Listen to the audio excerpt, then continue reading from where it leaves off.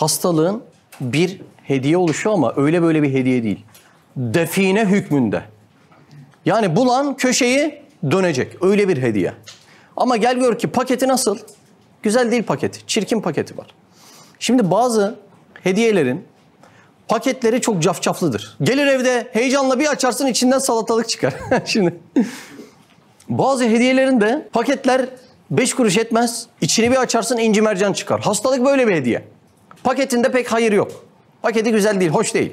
Ama paketi açtıktan sonrası nasıl? İçinde inci mercan var. Allah Azze ve Celle vazgeçmediği kullarına bu asırda hastalık ile böyle bir hediye gönderiyor. Niye biliyor musunuz? Bizim bu asırda yavaşlayıp yeniden hayat amacımıza dönmeye çok ihtiyacımız var. Şimdi bu medeniyet fantazileri var ya bizim fıtratımızı iyice bozdu. Normalde bizim varoluş amacımız Allah'ın isimlerini tanımak, ona hakkıyla kulluk etmekken şu an medeniyet fantazilerinden neye döndü varoluş amacı? Daha çok bir şeyler biriktireyim hırsına döndü, değil mi? Servet üstüne servet katma mücadelesine döndü. Bizim yeniden yaratılışımızın aslına, fıtrat ayarlarımıza dönmeye ihtiyaç var. İşte Allah tam böyle bir zamanda vazgeçmediği kullarının derinlerinden yeniden imana kabiliyet çıksın diye öyle bir define hediye veriyor ki işte o verilen hediye hastalık. Yani hastalık dur şu kulların da biraz canını sıkayım diye değil. İhtiyaca binaen gönderilen define kıymetinde bir hediye olduğundan bize geliyor. Bakalım nasıl bir defineymiş. 25. lema 13. deva. Ey hastalıktan şekva eden biçare adam. İlk problemimiz burada başlıyor. Geldiği anda şikayet başlıyor. Allah Allah. Ama nasıl şikayet? Bizim bir doktor arkadaş anlatıyor da biri gelmiş demiş.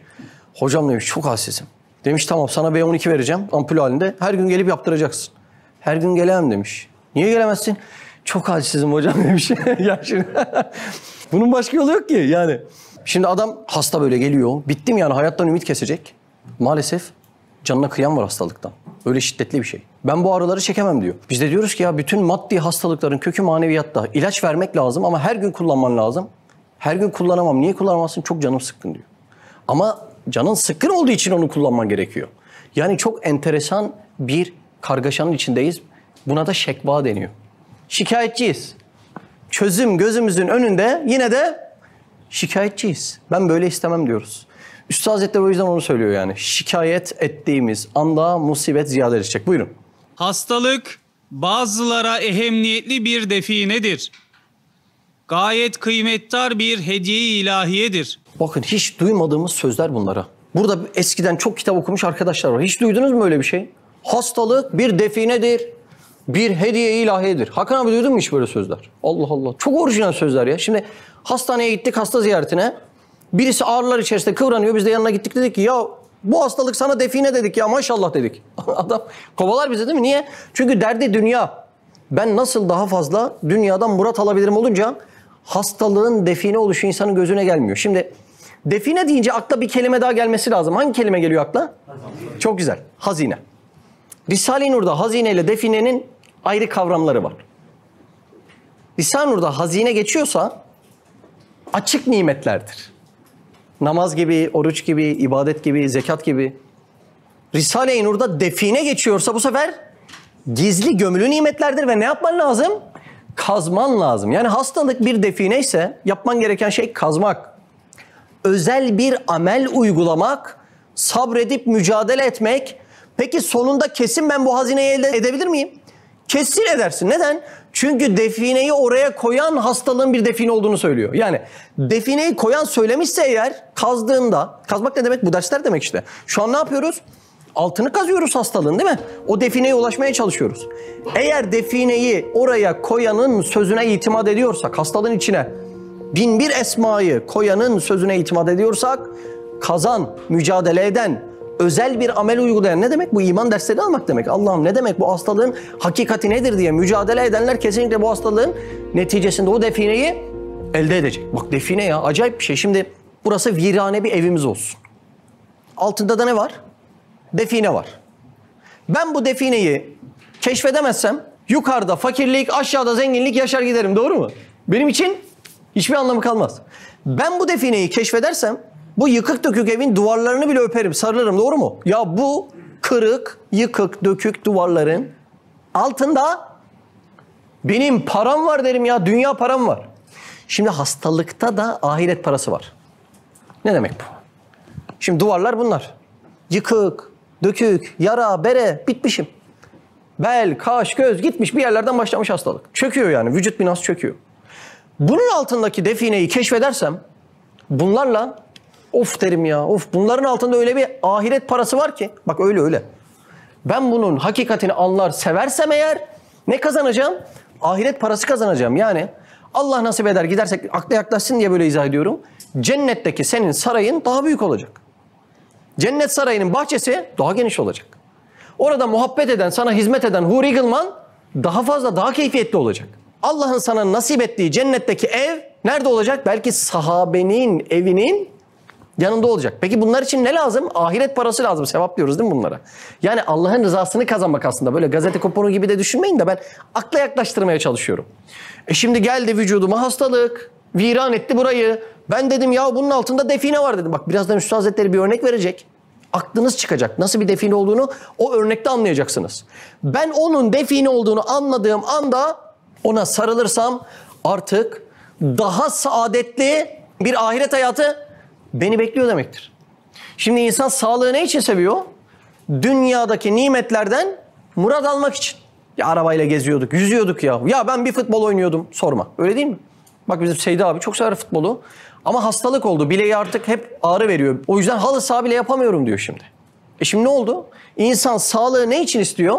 Dünyadaki güzelliklerden murad almak için. Anlasa ki hastalık da ahiretteki nimetlerden murad almanı, ahiretteki nimetleri arttırmanı, ahiretteki bineğin artacak, ahiretteki sarayın büyüyecek, bahçen büyüyecek, bahçenin içerisindeki o envai çeşit güzelim nimetler, o bağlar, bahçeler, ağaçlar, sümbüller, güller her birinin sayısı ve keyfiyeti artacak. Ne yaparsam hastalığın, bu yıkılmış bedenin, cesetin altındaki gömülü hazineyi keşfedersen, o hazine ne biliyor musun? Allah'ın esması. Hastalığın altında anlamam ve idrak etmem gereken Ya Rab demek senin bu isimlerin tecelli etti şimdi, öyle mi? Bak en basiti zaten anlarsınız. Hasta olmayan bir kul, ben şifa vereceğim, şafiyim diyen bir Allah'ı tanıyabilir mi? Mümkün değil. Ya Rab şifa vermek ne demek? Ben hiç hasta olmadım ki. Bak en basiti o diyorum, en basiti. Allah Azze ve Celle'nin cemali isimleri olduğu gibi celali isimleri de var. Ama Allah'ı tanımak için hem cemali isimlerini bilmek hem celali isimlerini bilmek lazım. Tantuni'yi bir güzel yedim, doydum, elhamdülillah dedim. Cemali isim, tamam. Celali ismi nasıl bileyim? Emrah nasıl bileyim? Hastalık gelecek, hastalık. Hastalık gelecek, beni aciz kılacak. Dünyada böyle bir meltemi değdiğinde, celali isimlerin meltemi değdiğinde ben böyle yanılıyorsam ya Rabbim vallahi o cehenneme girilmez diyeceğim ki Allah'ın celali isimlerini de bileyim. Hastalığın çıkardığı en büyük define Allah'ın esmalarını keşfetmeni sağlıyor. Kainatın amacı bu, Allah'ı tanımak. Onu tanıyamadıktan ve Kur'an'ın anlattığı şekilde bilemedikten sonra ettiğin ibadetlerin sayısı fazla ama kıymeti az bile olabilir. Allah'ı tanıyıp İhlas ile edilen küçücük ibadet dahi büyüktür. Peki buna ne vesile oluyor? Hastalık vesile oluyor ya. Şimdi şurada sağlıklıyken edeceğim bir ibadete riya karışabilir mi? Karışabilir. Mesela bugün ders anlattım. Belki ahirette Allah muhafaza etsin ama günah yazılabilir. Belki içimde bir niyet var da üf bu adama bak nasıl adam desinler işte bir şey. Ama şurada hasta halde olsam kolumu kıpırdatamayacak. Ama Allah'ı razı etmek için bir amele meyletsem riyanın karışması çok zor ya. Mümkün değil. Öyle değil mi? Şimdi hastalık neyi çıkardı? İhlaslı, samimi, bir dirhem amel bile olsa ortaya çıkardı ve ihlaslı küçücük bir amel, ihlassız büyüklerin önündedir. Allah Allah. Nasıl bir definenin ortaya çıkmasına, kazılmasına vesile olduğunu anladınız mı hastalığı? Öyle bir şey hastalık. Bir şey daha dikkat çekmem lazım. Okuduğumuz cümlede bazılarına definedir dedi. Dikkat ettiniz mi? Nasıl ya? Hastalık herkese nimet değil mi? Herkese define değil mi? Değil bazılarına. Allah Allah, nasıl oluyor bazıları ya? Nasıl anlayacağım şimdi, bana bela mı geldi, nimet mi geldi hastalık? Nasıl anlayacağım? Söyle. Neticesine bakacağım. Hastalık vazifesini yapıp gittikten sonra ben Allah'a yaklaştıysam, ya Rab bu dünyanın geçici şeyleri değilmiş ya, asıl sen misin dediysem bu hastalık bana nimet geldi. Hastalık beni isyana sürüklediyse veyahut ayağa kalkar kalkmaz sağlıklı halim gaflete götürüyorsa bu demek ki nimet değil, bir nikmet. Yani nikmet ikab, ceza demek değil mi? Bu bir ceza, bu bir bela olarak bana geldi. Allah Allah, demek ki hastalık herkese bir define değil. İman gözlüğüyle bakabilirsen hem define hem de inanılmaz bir ahiret parası. Bakın, define deyince şuraları anlamanız lazım. Senin 20 yılda çalışıp elde edemeyeceğin parayı defineyle 20 dakikada elde edersin. Bak, hastalık böyle bir define. Anladın mı? Öyle rutin bir ahiret serveti değil. 20 yıl normal çalışsan elde edemeyeceğin bir parayı 20 dakikada o ahiret parasını sana hastalık verecek. Devam edelim mi? Ya şu vereceği örnek çok inanılmaz ya. Bir oraya geçtiğimizde tam anlayacaksınız. Vereceği örnek inanılmaz yani. Devam edelim mi? Buyurun. Her hasta kendi hastalığını o neviden tasavvur edebilir. Madem ecel vakti muayyen değil. Başka bir konuya geçti. Ne dedi? Ölüm belli değil dedi. Bahattin kaç yaşındaydın? 18. Düşünüyor musun ya yarın bana ölüm gelir diye? O yaşta düşünmek zor yani, ama mezarlık Bahattin'in yaşı dolu. Öyle diyorlar ya, ihtiyarlar sıra sıra, gençler ara sıra ölüp gidecek diyor. Bir anda karşına çıkabilecek bir belirsizlik var ortada. Ve bunun da altında yatan derin bir hikmet var. Hikmet ne biliyor musun? Olay şu. Ecel gizli. Bakalım ne ortaya koyuyormuş ecelin gizli olması. Çok şaşırtıcı bir mesele. Yeni bir meseleye geçtik farkındaysanız. Önce define oluşunu konuştuk. Şimdi ecelin gizliliğine geçiyoruz. Cenab-ı Hak insanı ye's-i mutlak ve gaflet-i mutlaktan kurtarmak için İki şey. Ümitsizlik, gaflet. Ümitsizlik, gaflet. Evet.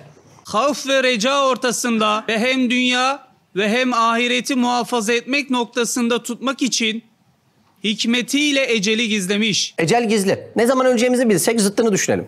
Ne olurdu? Mehmet 60 yaşında öleceksin. İlk 30 yıl gaflette geçerdi. Ahireti unuturdum. Doğru mu? Ya zaten ölümme var ya.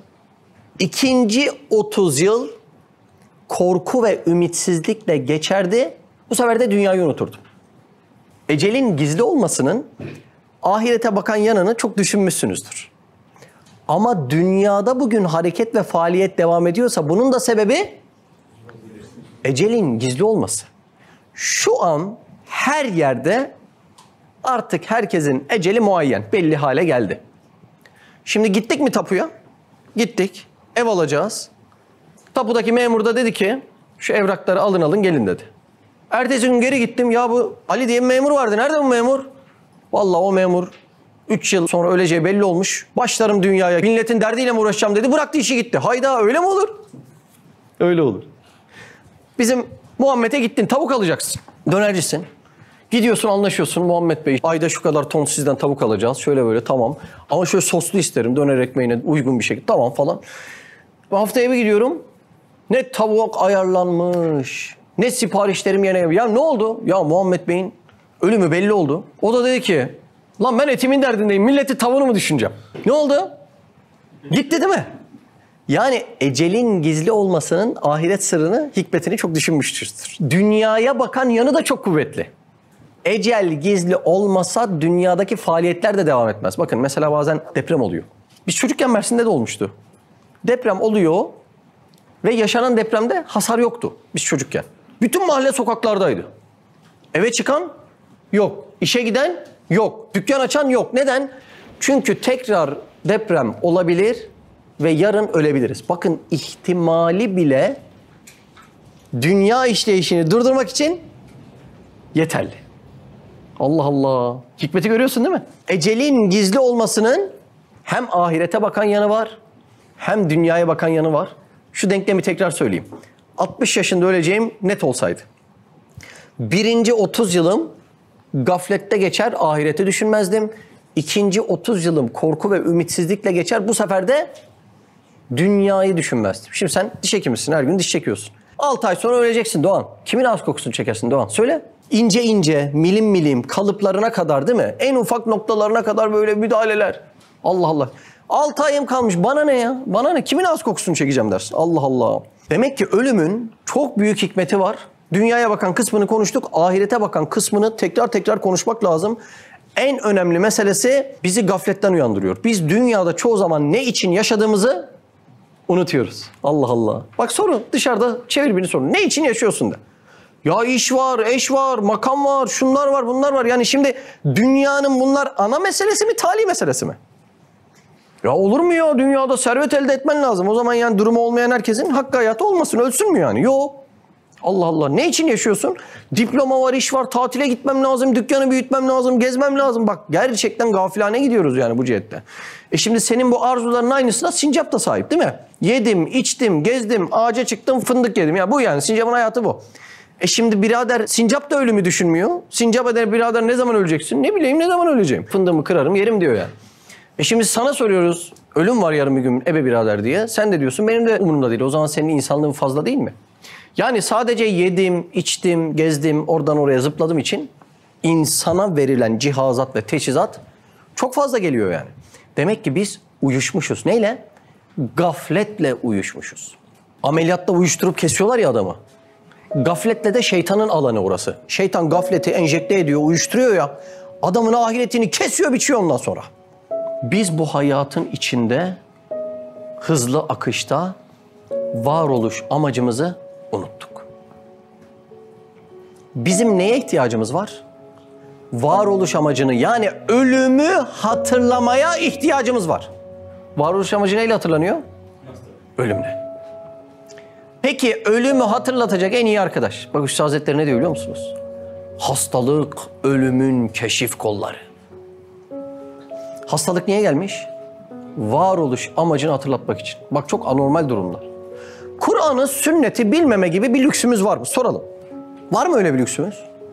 Ya aman canım ben dedemden duydum birkaç bir şey. Kur'an, sünnet bilmiyorum. Şimdi Kur'an, sünnet bilmedikten sonra Allah muhafaza belki daha lige bile giremedin. Yani seni başka haramlar ilgilendirmiyor olabilir. Çünkü iman ligine girmemiş bile olabilirsin. Neye inanılacağının öğretisini almadan neye inanacağını nasıl bileceksin? Emrah sen ne öğretmeniydin? Sosyal bilgiler. Senin derslerine girmeden, senin sınavından geçmem nasıl mümkün? Verdiğin kitabı okumadan. O ders için gelen elçiyi dinlemeden, yani öğretmeni, muallimi seni. Senin dersinden geçmem nasıl mümkün? Şimdi aynı meseleyi dünya için düşün. Ya bir insanın Kur'an-ı sünneti bilmemesi kadar gafilane. Hayatınızda ne duydunuz? Ne duydunuz? Ya adam gitmiş, arabasını parçalamış, gaza gelmiş, yakmış, bombalamış. Ya bu gaflet değil yani, bu küçük kalır. Kur'an'ı sünneti bilmemekten ve buna lakayt kalmaktan daha büyük bir gaflet söyleyin bana. Kainata gelmişim ve nizam kuralları bir kitabın içerisinde, Kur'an'da. Ve o nizam kurallarının yani hayatımı tanzim edecek nizam kurallarının nasıl uygulanacağı da Efendimiz Muhammed Mustafa Aleyhisselatü Vesselam'ın hayatında tatbik edilmiş. Şimdi ne onu biliyorsun ne onu biliyorsun. Deden anlatmış 3 tane şey, çevirip aynı şeyi okuyorsun. Şimdi bundan daha büyük bir gaflet ne olabilir? Soruyorum ben size. Bakın dışarıda sorun arkadaşlara. Çok üzücü bir şey söyleyeyim mi? Çok üzücü ama. Daha Kur'an'ı eline almayan var ya. Şimdi daha üzücü bir şey söyleyeyim mi? Gidin evinizde ailenize sorun. Deyin ki ana, baba, teyze, hala, dayı vakıf mısın Kur'an'a? Bak. Oğlum biz de işte perşembeleri Yasin okuyorduk. Öyle oluyor değil mi? Ana, baba, hala, dayı, teyze. Kainata bize yol açmak için gelen Resul-i Kibriya Aleyhisselatü Vesselam ne demiş? Neymiş o incelikler neymiş yani? Kur'an içerisindeki saklı incelikler, o define, o hazine neymiş yani? Ben hasta olunca ne düşünmem lazımmış? Bak bunlar Kur'an dersi ha. Kur'an dersi bunlar yani. Şimdi biz bu dersleri almadan ya vallahi bak böyle bir gaflet mümkün değil ya. Bir insanın Kur'an'a, sünnete kendisini muhatap hissetmemesi. Daha sonra ucupla 2 tane yarım yamalak amele güvenmeyle ya biz zaten kimsenin malında gözümüz yok gibi cümleler sarf etmesi kadar büyük bir gaflet hiçbir haramın içerisinde bulamazsınız. Bak çok enteresan bir mesele. Şimdi bizim neye ihtiyacımız var? Ölümü hatırlamaya. Ölünce ölümü hatırlasam bunun geri dönüşü yok. O zaman benim ölmeden ölümü hatırlamaya ihtiyacım var. Ne sağlıyor bunu? Hastalık. Bir arkadaş vardı da ilgileniyordum böyle. Sonra aradım telefonu açmıyor. Bu telefonu açmamada bu aslında hastalığı. Adamın frekans... Kapa telefonu yani. Çok acayip bir ahlaksızlık yani. Neyse. Zaman geçti baktım o beni aradı. Bir haram sevdaya gönül kaptırmış. Ne oldu dedim. Karşı taraftaki arkadaş bıraktı mı dedim seni. O bırakmadı da başka bir şey tuttu. Kanser oldum dedi. Şimdi bak.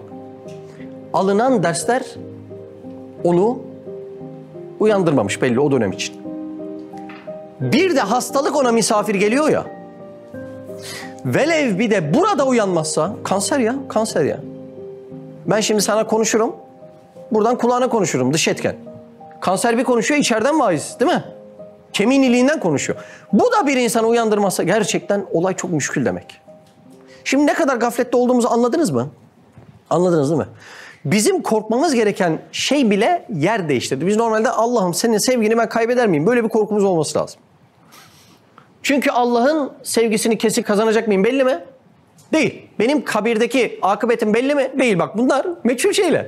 Peki benim bu dünyada gram gram lime lime rızkım belli mi? Belli. Alacağım rızık belli mi? Belli. Ama bunlara korkuyorum. Belli olan şeye korkuyorsan altında şeytanın vesvesesi vardır. Bu makamı kaybeder miyim? Bu işi kaybeder miyim? Bu parayı kaybeder miyim? Ya bunlar belli sana. Sen saklı olan yerlere doğru kader canibinden adım atacaksın. Allah da ortaya çıkaracak. Dünyada faaliyet dönsün diye. Şimdi sen belli olan şeylere korkuyorsan bunun altı vesvese. Belli olmayan bir şeyde Allah Azze ve Celle'ye karşı mahcup olur muyum diye korkunu yitirmişsen bunun adı da iman hastalığı. İmansızlık hastalığı yani. Allah Allah. Allah'tan korkmamanın çok büyük bir laneti var. Ne biliyor musunuz? Binler ilahtan korkmak. Allah'tan hakkıyla korkmayan bir kula denk gelin, burnunda sivilce çıksın, dünyası kararır. Gittim der, eyvah der eyvah. Eyvah der eyvah, burnumda bir sivilce çıktı. Bana ait olan beden gidiyor der, eriyor der. Sana ait de değil zaten, orayı çözememişsin, problem orada yani. Bizim bu gafletten uyanmaya, ölümü hatırlamaya ihtiyacımız var. Bunun için en iyi vaiz de hastalık. Hastalık, ölümün keşif kolları. Üstad Hazretleri'nin cümleye bak ya. Devam edelim mi? Ders anlaşılıyor herhalde değil mi? Buyurun. Her hasta kendi hastalığını o neviden tasavvur edebilir. Madem her vakit ecel gelebilir, eğer insanı gaflet içinde yakalasa, ebedi hayatına çok zarar verebilir. Hastalık gafleti dağıtır, ahireti düşündürür, ölümü tahattür ettirir. Öylece hazırlanır. Şimdiki cümleye çok dikkat. Bazı öyle bir kazancı olur ki 20 senede kazanamadığı bir mertebeyi 20 günde kazanıyor. Ne bu? Define. 20 yılda kazanamadığını 20 günde nasıl kazanırsın? Define bulacaksın ki öyle kazanacaksın. Hastalık buymuş işte, anladınız mı? Nasıl bir ahiret parası veriyor? 20 yıl normal standartlarda takvalı bir hayatla yaşamaya çalışsam elde edemeyeceğim ahiret mertebesini hastalık 20 günde. Şimdi soruyorum, hastalık define mi değil mi? Devam edelim. Şimdi şuraya çok dikkat edin, şu örneğe. Evet. Ez cümle arkadaşlarımızdan Allah rahmet etsin 2 genç vardı. Biri İlemalı Sabri, diğeri İslamköylü Vezirzade Mustafa. Bu iki zat talebelerim içinde kalemsiz oldukları halde samimiyette ve iman hizmetinde en ileri safta olduklarını hayretle görüyordum. Hikmetini bilmedim. Bak şimdi. Gelin o döneme gidelim zihnen. Gittik mi? Gittik. O dönem en önemli hizmet Risale-i Nur'ları elle yazıp dağıtmak, çünkü matbaa yok. Bak. Şimdi biz bugün imanımızı neyle takviye ediyoruz? Allah Üstad Hazretlerinden ebeden razı olsun. Onun yazdıklarıyla değil mi? O dönem elle yazılıyor. Matbaa makinesi de yok. En önemli hizmet ne? Elle yazmak hizmeti. Bakın. 600 bin nüsha elle yazılıp dağıtılmış. 600 bin. Bak, en önemli hizmet o dönem elle yazma hizmeti. Ama bu iki abi de okuma yazma da yok. Yani bu hizmeti yapamıyorlar. Üstad Hazretleri diyor ki en önemli hizmet elle yazma. Bu iki zatta okuma yazma da yok. Ama gel gör ki mertebe olarak bütün talebelerimin en ön safına geçtiler. Ya nasıl oluyor bu? Normal şartlarda yazarak bu mertebeyi kazanması lazım. Ama okuma yazma da bilmiyor. O mertebeyi bir de kazanmış. Ben de buna hayret ettim, hikmetini bilemedim. Buyurun. Vefatlarından sonra anladım ki her ikisinde de ehemmiyetli bir hastalık vardı. Doğan hikmet neymiş? Hastalık. 600 bin nüshayı elle yazsan kazanamayacağın defineyi hastalık bir girdi. Temelden çıkardı, hediye verdi. Üstad Hazretleri'nin hayret ediyorum dediği olayın altından ne çıktı? Hastalık çıktı. Olaya bakın ya. Allah Allah. Buyurun.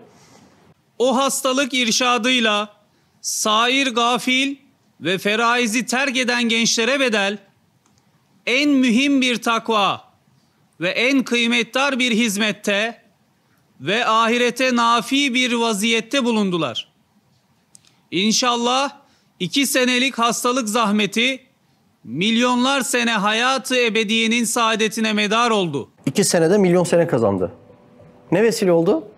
Hastalık. Şimdi bu define mi değil mi Allah aşkına? Allah Allah. Bakın bizim böyle uyandırılmaya ihtiyacımız var ve bu uyanma faaliyetini ne sağlıyor? Hastalık sağlıyor. Bir gün bir arkadaş yanıma geldi. Hasta olmuş ve hastalıktan sonra elde ettiği tefekkürleri anlattı bana. Adamı dinledim, hayret ettim. Hayret etme sebebim şu. Adam hasta olmadan yanıma gelseydi, bana ahiretle ilgili bir nasihat et deseydi, ben de aynı şeyleri söyleyecektim. Yani şimdi o zaman yine bir matematik çıkıyor ortaya. Şu Kur'an hakikatlerindeki vaazları, nasihatları dinlemezsek, Allah Azze ve Celle de sevdiğinden dolayı bizden vazgeçmezse mutlaka bize bir vaiz daha gönderiyor. Ama bu sefer içeriden. Yani hastalık vaizini. Allah aşkına hastalık vaiziyle etkilenmeyen var mı? Şimdi Covid diye bir süreç geçirdik 2 yıl. Bu kadar iyi vaaz verebilecek bir tanıdığınız var mı? Covid geldi, 2 yılda öyle vaazlar verdik ki şimdi biz burada nabzı tutuyoruz ya. O 2 yıl içerisinde insanların manevi ihtiyacının kaç kat arttığına bizim gibi şahit olsanız hayret ederdiniz. Bu nabzı tutuyoruz burada. Hem buradan sürekli arayanlar, gelenler var, hem biz sürekli sokaklardayız. İnsanların ahvalini görüyoruz yani. Şimdi Covid'in verdiği vaaza bakıyorum. Yıllardır kendi anlattıklarıma bakıyorum. Diyorum ki ya buna bu kadar yıl daha katsaydım insanlara bu kadar kaliteli bir şeyi anlatamazdım.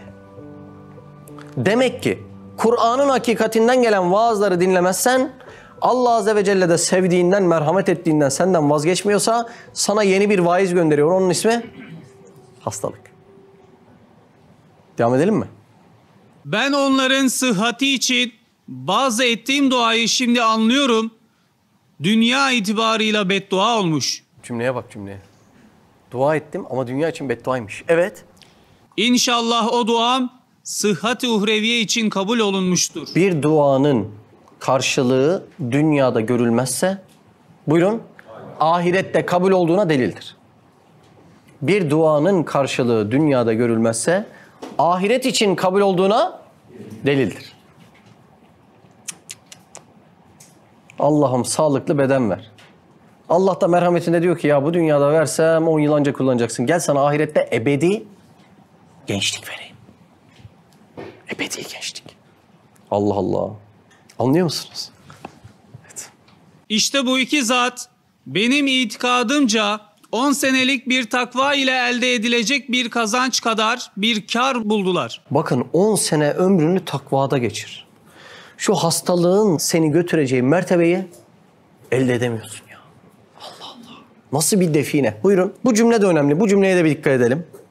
Eğer ikisi bir kısım gençler gibi sıhhat ve gençliğine güvenip gaflet ve sefahete atılsaydılar, Dikkat ettiniz mi? Sağlık için gaflete sürükleyebilir dedi. Yani sağlığa ne dedi? Bela dedi, bela. Sağlıktan bela olur mu ya? Bugün dışarıda gidin, soralım arkadaşlara ya şu hayatta ne isterseniz. Ya sağlığımız olsun bize yeter der. Ama şimdi burada diyor ki sağlık bir bela da olabilir diyor. Nasıl bir şey bu ya? Allah Allah. Şimdi sağlıktan nasıl bela olur? Biz yıllardır en büyük nimet sağlık olarak biliriz. Şimdi sağlık olmasın diğer nimetlerin kıymeti bile yok değil mi? Hasta olduktan sonra sana istediğin kadar nimet verilsin. Bunun bir kıymeti yok yani. Demek ki sağlık kişiye göre hüküm alır. Ne gibi? Bıçak gibi. Bıçağı bir psikopatın eline ver. Bela. Kasabın eline ver. Hayır hayır değil mi? Bonfileleri kim kesecek? Ha? Pirzolaları kim kesecek? Muhammed antrikotları kim kesecek? Demek ki bıçak neye göre hüküm aldı? Kimin elindeyse ona göre hüküm aldı. Kimin elinde olduğuna göre nimet de olabilir. bir bela da olabilir. Peki, bir şeyin bela mı, nimet mi olduğunu nasıl anlayacağım? Şimdi biraz daha kafa karıştıralım mı? Kur'an'ın bir ayetinde diyor ki Enfal suresinde, evlatlarınız ve mallarınız sizin için fitnedir diyor. Kehf suresinde de diyor ki servet ve çocuklar dünya hayatının süsüdür diyor. Zinetül hayatit dünya. Bak, dünya hayatının süsü. Şimdi ne yani bu malla çocuk? Fitne mi, süs mü? Hangisi? Allah Allah. Bak, çok güzel. Şimdi aynı şeyi sağlık için düşünelim, toplu bağlayalım. Bu sağlık şimdi fitne mi yoksa süs mü? Neye göre belli olacak da nasıl anlayacağım? Yine neticeye göre belli olacak.